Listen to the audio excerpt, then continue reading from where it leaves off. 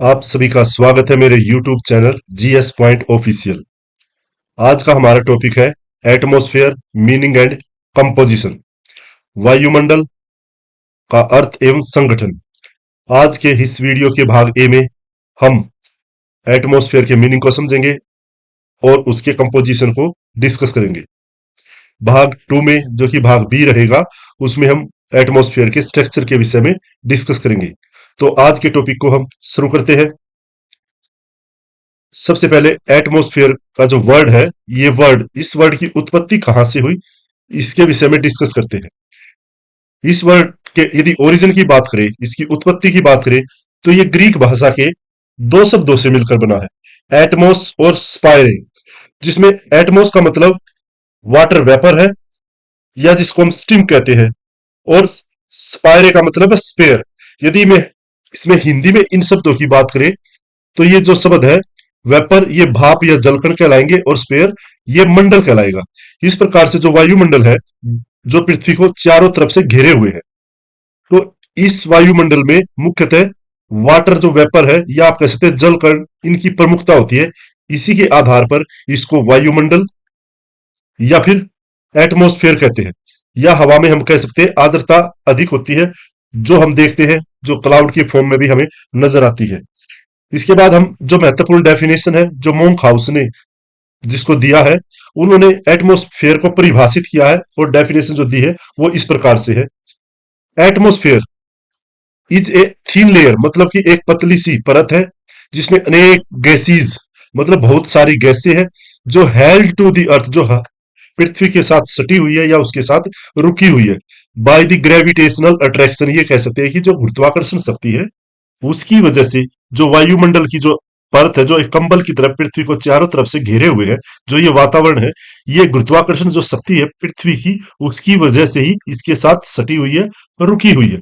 तो इस प्रकार से जो मोंक हाउस ने जो डेफिनेशन दी है, वो बहुत ही सिंपल है और याद करने में भी बहुत आसान है, और ये पूरे पर्पज को, ये आप कह सकते हैं, इसको क्लियरली डिफाइन कर सकती है। इस प्रकार से हम इस डेफिनेशन को याद कर सकते हैं, मोंक हाउस के द्वारा जो दी गई है।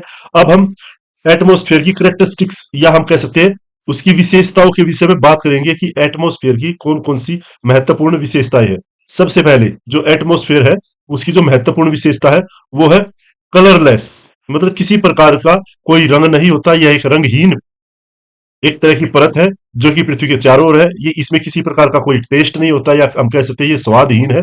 दूसरा, इसमें किसी प्रकार की स्मेल या गंध नहीं है। तो इस प्रकार से जो वायुमंडल है, वो कलरलेस, टेस्टलेस और स्मेललेस होता है। तो इसकी जो अगली विशेषता है, उस अगली विशेषता के अनुसार जितनी भी मौसमिक, या आप कह सकते हैं वेदर एक्टिविटीज है, वो सारी की सारी जो घटनाएं हैं या इवेंट है, वो इसी जो एटमॉस्फेयर में घटित होती है। जैसे कि हम प्रेसिपिटेशन, जिसे हम वर्षण कहते हैं, वर्षण की बात कर सकते हैं, क्लाउड फॉर्मिंग की बात कर सकते हैं, हम लाइटनिंग की बात कर सकते हैं, या विंड फ्लो या साइक्लोन। इन सभी घटनाएं हैं जो इवेंट है, जैसे कि प्रेसिपिटेशन, सन शाइनिंग, सूर्य का चमक जो हमें नजर आती है, वो जो विंड स्पीड की बात करें, हम जो विंड जो फ्लो करती है, या कहते हैं हवा जो एटमॉस्फेयर में एग्जिस्ट करती है। ह्यूमिडिटी की बात हम कह सकते हैं, आर्द्रता, स्नोफॉल, जिस ये वर्षण का ही रूप है, प्रेसिपिटेशन का ही रूप है।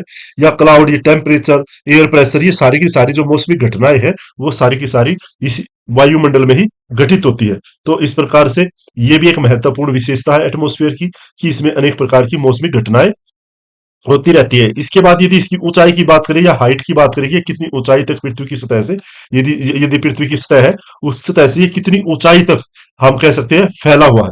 यदि इसके क्षैतिज से जो हमारी जो हॉरिजॉन्टल लाइन है, या क्षैतिज जो, इससे ये कितनी ऊंचाई पर वर्टिकली यदि इसकी ऊंचाई की बात करें, तो ये कितनी ऊंचाई तक एग्जिस्ट करता है या फैला हुआ है। तो इसकी बात करें तो ये लगभग, पहले पहले जो बात होती थी तो कहते थे 75 किलोमीटर तक ही इसका एग्जिस्टेंस है। लेकिन 1714 में जब टेली ने इसको स्टडी किया, तो उन्होंने बताया लगभग 80,000 किलोमीटर या इससे भी अधिक ऊंचाई तक एटमॉस्फेयर एग्जिस्ट करता है, एटमॉस्फेयर पाया जाता है। लेकिन इसकी कोई पर्टिकुलर लाइन नहीं है कि हम कह सके कि वहां पर एटमॉस्फेयर समाप्त हो जाता है। इसके बाद आगे बढ़ते हैं। अगला जो महत्वपूर्ण जो पॉइंट है, वो है डेंस एंड रेयर। यदि संघनता, ये क्या है, संघनता की बात है। भाई एटमॉस्फेयर कितना संघन है सतह से, जैसे जैसे हम ऊपर पहुंचते हैं। यदि आप अर्थ, जो हमारी अर्थ है, ये हॉरिजॉन्टल लाइन है, इसके बाद यदि एटमॉस्फेयर आप ऊंचाई वर्टिकली आप जाते हो तो आप पाओगे अर्थ के साथ साथ या सरफेस के साथ साथ इसकी संघनता बहुत अधिक है, और जैसे जैसे ऊंचाई पे जाती है रेयर होती चली जाती है, मतलब इसकी डेंसिटी कम होती चली जाती है। या हम कह सकते हैं, जो ये जो डेंसिटी है ये किसको बताती है, जितने भी पार्टिकल्स है, या वो सॉलिड पार्टिकल हो, गैस के कण हो, या आप कह सकते हैं वाटर वेपर के टीनी पार्टिकल हो, वो सारे उन सभी का भार की वजह से, पृथ्वी की ग्रेविटेशन फोर्स की वजह से उनका जो कंसंट्रेशन है वो सतह के साथ साथ है, और जैसे जैसे ऊंचाई पे वर्टिकली आप जाते हो वो कम होता चला जाता है। क्योंकि ये जो सारे के सारे पार्टिकल है सभी का अपना एक वेट है, वजन है, जिसकी वजह से ग्रेविटेशन जो फोर्स है, गुरुत्वाकर्षण जो शक्ति है पृथ्वी की, वो उनको आकर्षित करती है, अपनी तरफ खींचती है, जिसकी वजह से इनका कंसंट्रेशन वो जो है सतह के साथ होता है। यहाँ कलर के अनुसार या कलर टोन से भी आप समझ सकते हो किस प्रकार से जो डार्क कलर है वो हाई डेंसिटी को बता रहा है, और जैसे जैसे डेंसिटी लो होती है वहां पे ये लाइट होता हुआ चला जाता है कलर। इसके बाद जो अगला जो पॉइंट है वो है हमारा not fixed and line of atmosphere. वायुमंडल की जो अंतिम सीमा है वह बिल्कुल फिक्स नहीं है, बल्कि वो जब स्पेस में विलीन होता है तो वो धीरे धीरे विलीन हो जाता है। आप पर्टिकुलर आप ये नहीं मार्क कर सकते कि यहाँ पर एटमोस्फेयर समाप्त हो गया है और यहाँ से स्पेस शुरू हो गया है। तो इसके बाद अगली जो विशेषता है उसकी बात करें तो वो है, यदि एटमोस्फेयर का यदि हम डेंसिटी की या कंसंट्रेशन की बात करें तो ऊंचाई के आधार पर यदि वॉल्यूम की ये सभी प्रकार की खंड या संघनता, जो एक और महत्वपूर्ण चीज है, जो 99% जो एटमोस्फेयर का जो वॉल्यूम है उसकी जो संघनता है वो 32 किलोमीटर तक सबसे अधिक यदि है तो 32 किलोमीटर तक है। इसके बाद वो नगण्य हो जाती है और धीरे धीरे शून्य में विलीन हो जाती है। अगला जो महत्वपूर्ण पॉइंट है वो है सोर्स ऑफ एनर्जी। भाई एनर्जी जो एकमात्र जो स्रोत है एनर्जी का, या आप कह सकते हैं सोर्स है, वो सन है। जो सभी प्रकार की जो मौसमी घटनाएं होती है, जो भी इवेंट घटित होते हैं, वो सारे के सारे इस एटमॉस्फेयर में, उसके पीछे जो एनर्जी काम करती है, जो ऊर्जा है, वो एकमात्र स्रोत सूर्य है। सारी एनर्जी वहीं से एटमॉस्फेयर में आती है या एटमॉस्फेयर प्राप्त करता है। एटमॉस्फेयर की जो एक और महत्वपूर्ण जो विशेषता वो है मोबाइल। ये बहुत ही ना गतिशील है, इलास्टिक है, फ्लेक्सिबल है और एक्सपेंडेबल, मतलब बहुत ही यूं लचीला पर आप कह सकते हो ये फ्लेक्सिबल है। इसमें क्या है, ये फैलता और सिकुड़ता रहता है। जैसे जैसे टेम्परेचर बढ़ता है तो आपको पता है गैस से स्प्रेड करती है, जैसे ही टेम्परेचर गिरता है तो गैस से क्या होती है, सिकुड़ जाती है, श्रिंक हो जाती है। इस तरीके से इसमें बहुत ही ज्यादा चेंजेस आते रहते हैं। जो एटमोस्फेयर की करेक्टरिस्टिक्स है उनको स्टडी कर लिया है, अब हम अगले पॉइंट पर चलते हैं। अब हम एटमॉस्फेयर के कंपोजिशन के बारे में बात करेंगे, या हम कह सकते हैं हम वायुमंडल के संगठन के बारे में बात करेंगे कि ये किन किन घटकों या कंपोनेंट से मिलकर के बना हुआ है। तो शुरू करते हैं। सबसे पहले वायुमंडल का संगठन, ये एक प्रकार का मैकेनिकल यांत्रिक मिक्सचर है जिसमें बहुत सारी गैसें हैं, वेपर है, सॉलिड पार्टिकल्स मिलते हैं। इन सब से मिलकर के एटमॉस्फेयर बना हुआ है। इसमें यदि गैसों की बात करें तो गैसों का किस प्रकार से इसमें कंसंट्रेशन है। नाइट्रोजन जो गैस है वो लगभग 78% एटमॉस्फेयर में मिलती है। इसके बाद जो ऑक्सीजन है वो लगभग 21% ऑक्सीजन इसमें एटमॉस्फेयर में मिलती है। कार्बन डाइऑक्साइड की बात करें तो 0.0939% गैस इसमें एग्जिस्ट करती है। इसके बाद हाइड्रोजन गैस 0.01%। इसके अलावा जैसे कि सभी 1% में, जैसे नियोन, क्रिप्टॉन, हीलियम, ओजोन, या आप ऑर्गन की बात करें तो 0.93% इसमें एटमॉस्फेयर में पाई जाती है। इसके अलावा बहुत सारी जो गैसें हैं भी एक ही परसेंट में एग्जिस्ट करती है। तो इस प्रकार से इस वायुमंडल में जो एक गैस जो कंपोनेंट है उसमें अनेक प्रकार की गैसें हैं जो इसमें एटमॉस्फेयर में पाई जाती है। जो कि वायुमंडल के कंपोजिशन में जो महत्वपूर्ण गैस है, सबसे पहले हम ऑक्सीजन के विषय में बात करेंगे। जैसे कि हमने डिस्कस किया है, ये वायुमंडल में लगभग 21% मिलती है, या हम कह सकते हैं 21% ये गैस वायुमंडल में पाई जाती है। और जो ऑक्सीजन है ये आधार या बेस ऑफ लाइफ इसे हम कह सकते हैं। केवल मनुष्य ही नहीं बल्कि सभी प्रकार के जो जीव जंतु है वो सभी के सभी अपने जीवन के लिए या अपने अस्तित्व के लिए ऑक्सीजन पर निर्भर करते हैं। इसीलिए इसको जीवनदायिनी गैस भी कहा जाता है। इसके अलावा जो अग्नि जब जलती है उसके लिए भी ऑक्सीजन की आवश्यकता होती है। इसीलिए जो कंब्यूजन होता है, यदि फायर कंब्यूजन, उसके लिए ऑक्सीजन महत्वपूर्ण है। जहां पर ऑक्सीजन की उपस्थिति नहीं होती वहां पर आग नहीं जलाई जा सकती। इसीलिए सभी प्रकार के जो इंजन है या किसी प्रकार का मैन्युफैक्चरिंग आपको काम करना है, उन सब के लिए आपको अग्नि या आप कह सकते हैं ऊर्जा की आवश्यकता होती है। जो स्रोत रहता है वो अग्नि है, और इसी वजह से इसको बेस ऑफ सिविलाइजेशन या सभ्यताओं के विकास का आधार भी कहा जाता है। और यदि इसके कंसंट्रेशन की बात करें तो ये वायुमंडल में लगभग 16 किलोमीटर की ऊंचाई तक मिलती है। इसके बाद ये बहुत ही नगण्य मात्रा में यदि मिलती है तो बहुत ही क्षीण या नगण्य मात्रा में मिलती है। इसके बाद जो अगली जो सेकंड महत्वपूर्ण जो गैस रहती है वायुमंडल में या कंपोजिशन ऑफ एटमॉस्फेयर में, तो वो है नाइट्रोजन, जो कि 71% ये गैस वायुमंडल में एग्जिस्ट करती है। और ऑक्सीजन का जो इफेक्ट रहता है उसको सबसे पहले तो ये कंट्रोल करती है। यदि ऐसा माना जाता है यदि नाइट्रोजन नहीं होती तो कहीं भी आग लगती तो वो जलती रहती, क्योंकि नाइट्रोजन ऑक्सीजन का जो इफेक्ट है आग जलने में, उसकी जो महत्वपूर्ण जो भूमिका है उसको कंट्रोल करती है या कम करती है। इसी वजह से आप देखते हो कई नाइट्रोजन युक्त सिलेंडर आपको ऑफिस में या कहीं कार्यालय में या देखने को मिलते हैं। यदि आग यदि कहीं लगती है तो आप नाइट्रोजन गैस का उपयोग करते हो उसको कंट्रोल करने के लिए। ये क्या है, हमारे जो शरीर के जो टिश्यू होते हैं उनको प्रोटेक्ट करते हैं, क्योंकि ये बहुत ठंडी गैस है। वायुमंडल में इनकी उपस्थिति टेम्परेचर को भी मेंटेन करती है, कुछ हद तक वो उसको कंट्रोल करती है। इसके अलावा ये बेस ऑफ प्रोटीन, या हम कह सकते हैं जितने भी प्रोटीन प्रोडक्ट है, या हम ये कह सकते हैं जो प्रोटीन है जैसे कि पल्सीज है, वो दालें हैं, उनमें उनकी जड़ों में जो नाइट्रोजनीकरण जो प्रोसेस होता है वो सारा का सारा नाइट्रोजन गैस पर ही निर्भर करता है। वो एक तरह से हम कहते हैं कि प्रोटीन का आधार नाइट्रोजन है, या नाइट्रोजन की वजह से ही प्रोटीन का अस्तित्व है, या नाइट्रोजन गैस से प्रोटीन बनता है। इसके बाद जो अगली जो महत्वपूर्ण जो गैस है, उससे पहले हम इसके कंसंट्रेशन को और देख लेते हैं, जो कि 128 किलोमीटर की ऊंचाई तक नाइट्रोजन गैस वायुमंडल में एग्जिस्टेंस करती है। इसके बाद जो तीसरी महत्वपूर्ण गैस है वो है कार्बन डाइऑक्साइड गैस, जिसे हम CO2 भी बोलते हैं, जो कि वायुमंडल में 0.039% कार्बन डाइऑक्साइड गैस मिलती है। ये भी बहुत महत्वपूर्ण है, भले ही इसकी जो उपस्थिति है वो बहुत ही कम प्रतिशत में है। वो इसलिए क्योंकि स्टार्च का निर्माण कार्बन से होता है। इसके अलावा ये जो जितने भी वेजिटेशन कवर में आप पेड़ पौधे जो देखते हो वो अपने जीवन के अस्तित्व के लिए फोटोसिंथेसिस या प्रकाश संश्लेषण एक प्रोसेस करते हैं, जिसके लिए कार्बन डाइऑक्साइड गैस की रिक्वायरमेंट होती है ताकि वो अपना भोजन बना सके। और इसके अलावा जो कि सूर्य से इंसोलेशन या आप कह सकते हैं जो तप आता है उसको ये गैस एब्जॉर्ब कर लेती है, जिसकी वजह से पृथ्वी के चारों ओर ग्रीन हाउस इफेक्ट या हम कह सकते हैं ग्रीन हाउस प्रभाव बनता है या तापमान बढ़ता है। क्योंकि जो सूर्य की जो शॉर्ट वेव जो आती है लघु किरणें हैं उनको ये एब्जॉर्ब कर लेता है, जबकि इसके बाद जो टेरेस्ट्रियल या पार्थिव किरणें हैं जो कि पृथ्वी से निकलती है उनको भी कुछ हद तक ये एब्जॉर्ब कर लेता है, और उसकी वजह से एटमॉस्फेयर गर्म हो जाता है और ग्रीन हाउस इफेक्ट बन जाता है। इसके अलावा ये वायुमंडल में इसकी उपस्थिति ग्लोबल वार्मिंग का भी कारण बनती है, जो कि वैश्विक जो औसत तापमान है उनमें वृद्धि देखने को मिलती है। यदि कार्बन डाइऑक्साइड गैस यदि वायुमंडल में बढ़ती है तो इस तरह की समस्या भी, क्लाइमेटिक प्रॉब्लम भी देखने को मिलती है। इसके अलावा जो कास्ट या हम कह सकते हैं चूना प्रदेश है उनमें जो लैंड फॉर्म या स्थलाकृतियों का निर्माण है, जो कि जल के साथ कार्बन घुल करके वहां पर वो अपरदन क्रिया करती है, उसके फलस्वरूप अनेक प्रकार की वहां पर चूना की चट्टानों में क्या है स्थलाकृतियां देखने को मिलती है। ये भी एक महत्वपूर्ण जो कि कार्बन डाइऑक्साइड की उपस्थिति की वजह से ही होता है। इसके अलावा यदि इसकी मात्रा हद से ज्यादा वायुमंडल में बढ़ जाती है तो ये पॉल्यूशन का भी कारण बनती है। इस प्रकार से जहाँ कार्बन डाइऑक्साइड बहुत महत्वपूर्ण गैस है, उसके साथ साथ अनेक प्रकार की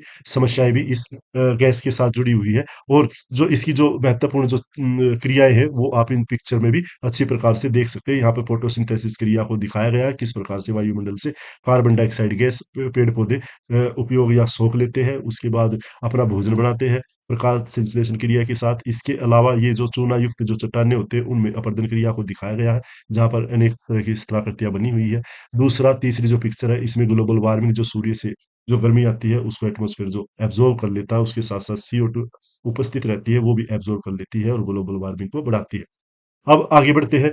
जो अगली जो महत्वपूर्ण गैस है वायुमंडल में वो है O3, या जिसे हम कहते हैं ओजोन गैस। ओजोन गैस भी बहुत ही महत्वपूर्ण गैस है, वो क्योंकि ये जो सूर्य से आने वाली अल्ट्रा वायलेट जो पराबैंगनी जो किरणें होती है उनको फिल्टर करती है, क्योंकि जो ये वायलेट जो रेजिस है यदि सतह पर पहुंचते हैं तो जीवों के या मानव के जो कई तरह की बीमारियों को ये बढ़ाती है, जैसे कि स्किन डिजीज उन कह सकते हैं, सबसे महत्वपूर्ण कैंसर या आप त्वचा संबंधी कैंसर जैसी प्रॉब्लम अल्ट्रावायलेट जो रेजिस है उसकी वजह से बढ़ जाती है। यहाँ पर पिक्चर में आप देख सकते हो यदि यूवी जो रेजिस जो सूर्य प्रकाश के साथ आती है तो उससे क्या है कि त्वचा रोग जैसे कि कैंसर होने की संभावनाएं बढ़ जाती है। और यदि इसके कंसंट्रेशन की बात करें तो ये सबसे ज्यादा जो ओजोन गैस है ये स्ट्रेटोस्फीयर समताप मंडल की सबसे ऊपरी परत या 10 से 50 किलोमीटर की ऊंचाई पर इसका सबसे ज्यादा कंसंट्रेशन देखने को मिलता है। इसके बाद जो अगला जो महत्वपूर्ण कंपोनेंट है वो है वाटर वेपर।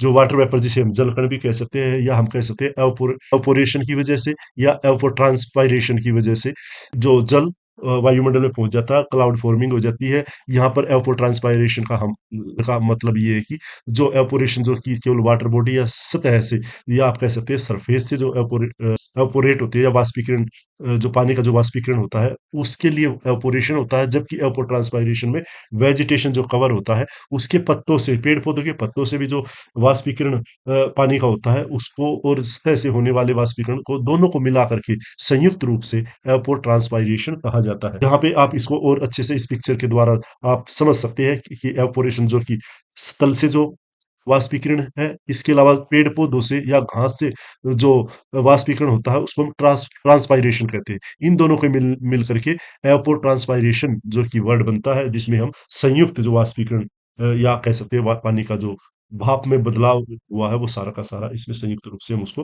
एयरपोर्ट ट्रांसपायरेशन और हिंदी में इसको हम वातपोत सर्जन बोलते हैं।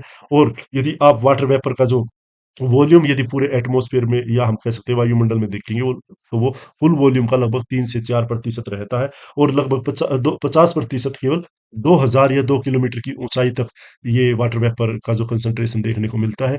और कहने को तो ये 9000 किलोमीटर तक मिलता है, इसके बाद अप्रोक्सीमेटली ये शून्य हो जाता है 9000 के बाद। और इसकी उपस्थिति कई प्रकार की महत्वपूर्ण मौसमी क्रियाएं करती है, जैसे कि कंडेंसेशन, क्लाउडनेस या हम कह सकते हैं जो क्लाउड फॉर्मिंग होती है या रेनबो जो बनता है। जो इस तरह की बहुत सारी क्रियाएं हम देखने को मिलती है वो सभी क्या है कि एटमॉस्फेयर में जल कणों की उपस्थिति की वजह से होता है। चंद्रमा के चारों तरफ एक घेरा देखने को मिलता है, वो एक जिसे हम हेलो या हम प्रभामंडल कहते हैं। लेटेंट हीट भी एक बहुत महत्वपूर्ण क्रिया है जो मौसमिक जो कि तापमान में होने वाले परिवर्तन को बताती है। इसके अलावा जैसे कि कंडेंसेशन, जैसे कि प्रेसिपिटेशन या स्नोफॉल जैसी जो क्रियाएं मौसमी एक्टिविटीज होती है वो केवल मंडल में जलकण की उपस्थिति के फलस्वरूप ही क्रियान्वित होती है। इसके बाद जो महत्वपूर्ण जो कंपोनेंट है वो है सॉलिड पार्टिकल। सॉलिड पार्टिकल जिसे हम ठोस कण कहते हैं, ये क्या राख के कण हो सकते हैं, ये धूल राख के साथ साथ ये धूल के कण हो सकते हैं, साल्ट नमक के छोटे टीनी पार्टिकल हो सकते हैं। ये सारे के सारे जो सूर्य से आने वाली किरणों को क्या करते हैं, रिफ्लेक्ट करते हैं। ये सारे के सारे जो सूर्य की किरणें होती है उनको क्या करते हैं, तो उनको दिशा भ्रमित कर देते हैं, डायरेक्ट उनकी डायरेक्शन को चेंज कर देते हैं। जैसे यहाँ पे आप रिफ्लेक्शन को देख सकते हैं, पहले जैसे एक किरण आती है और उसकी दिशा भ्रमित होकर के दूसरी दिशा की तरफ डाइवर्ट हो जाती है। इसके अलावा स्कैटरिंग होती है, स्कैटरिंग बिखराव, जो किरण टूट जाती है और कई दिशा में विभाजित होकर के बिखर जाती है, इसे हम स्कैटरिंग कहते हैं। और यदि धूल के कणों का एक महत्वपूर्ण उदाहरण आप देख सकते हैं, तो यदि कोई रोशनदान या विंडो से आप देखेंगे तो आपको उस प्रकाश में अनेक प्रकार के सॉलिड टीनी पार्टिकल तैरते हुए आपको नजर आएंगे। इसके अलावा स्मोक, स्मोक जो कि दो शब्दों से मिलकर बना है, स्मोक जो कि धुआं है, बहुत सारी ट्रैफिक वाहनों से निकलता है, फैक्ट्रियों की चिमनी से निकलता है। इसके अलावा जो कि फोग जो कि एक नमी का ही भाग है, क्लाउड फॉर्मिंग जो कि इस तरह के साथ होती है, या हम कोहरा जिसे कहते हैं। स्मोक इन दोनों के मिलने से बनता है जो कि वो बहुत ही हानिकारक होता है।